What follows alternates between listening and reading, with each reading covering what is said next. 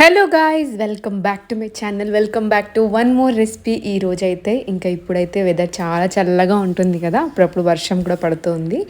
అలాంటప్పుడు పకోడీకి మించిన స్నాక్ ఏమైనా ఉంటుందా? అసలు ఆల్ టైమ్ ఫేవరెట్ కదా. సింపుల్గా ఎలా చేసుకోవాలో చూద్దామా. చాలా క్రిస్పీగా ఉంటుంది.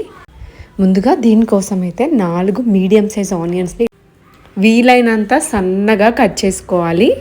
అప్పుడే మనకు ఆనియన్స్ అనేవి క్రిస్పీగా వస్తాయి.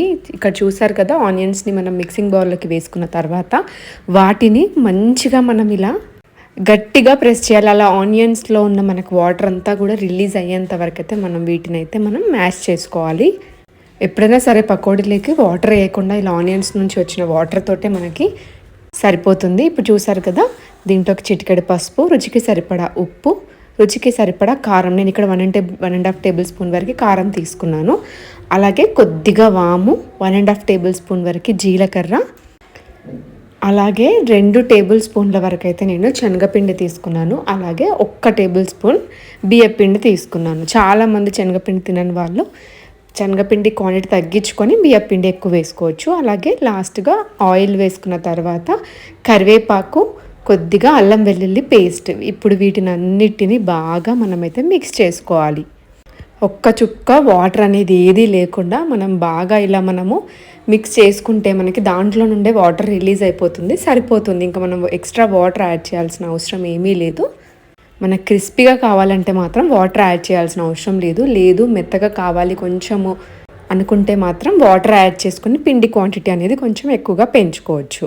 అలాగే చివరిగా కొద్దిగా ధనియా పొడి కూడా వేసేసుకొని మళ్ళీ ఒక్కసారి మొత్తానంతా బాగా కలిపేసుకోవాలి. మనం చేసేది డ్రై పకోడీ కాబట్టి వీలైనంత వరకు మంచిగా కలిపేసుకొని కావాలంటే ఒక 5 నిమిషాలు పక్కకు పెట్టేసుకోవచ్చు.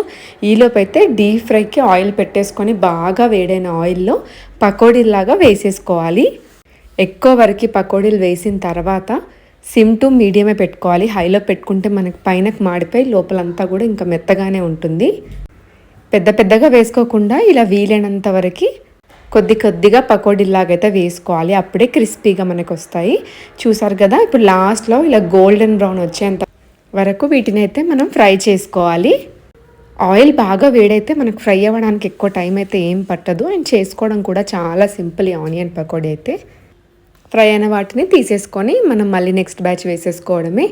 పకోడీలు ఎప్పుడైనా సరే ఇలా చిన్నగా వేసుకోవడంతోనే మనకి క్రిస్పీగా వస్తుంది. లేదు అంటే మనకి లావుగా వేసుకుంటే మెత్తటి పకోడీలాగైతే వస్తాయి. అంటే ఎవరి ప్రిఫరెన్స్ బట్టి వాళ్ళు వేసుకోవచ్చు. ఎక్కువ వరకు క్రిస్పీగా ప్రిఫర్ చేస్తారు కదా.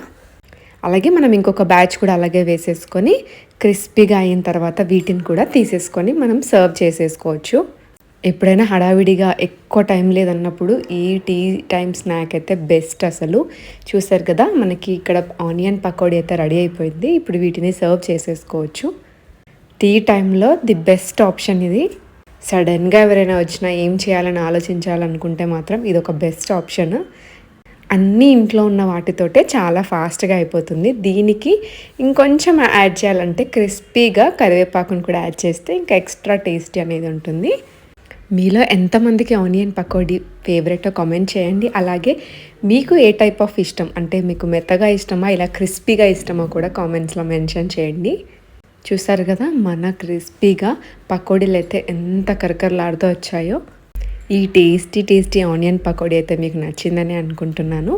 నచ్చితే మాత్రం లైక్ చేయడం అస్సలు మర్చిపోకండి. ఇలాంటి మరిన్ని వీడియోస్ కోసం అయితే ఛానల్ ఫాలో అయిపోండి. ఎలా అంటే సబ్స్క్రైబ్ చేసుకొని బెల్ ఐకాన్ని క్లిక్ చేస్తే నేను వీడియోస్ పెట్టగానే మీకు నోటిఫికేషన్ ఆన్ అయిపోతుంది. Thank you so much for watching. Bye.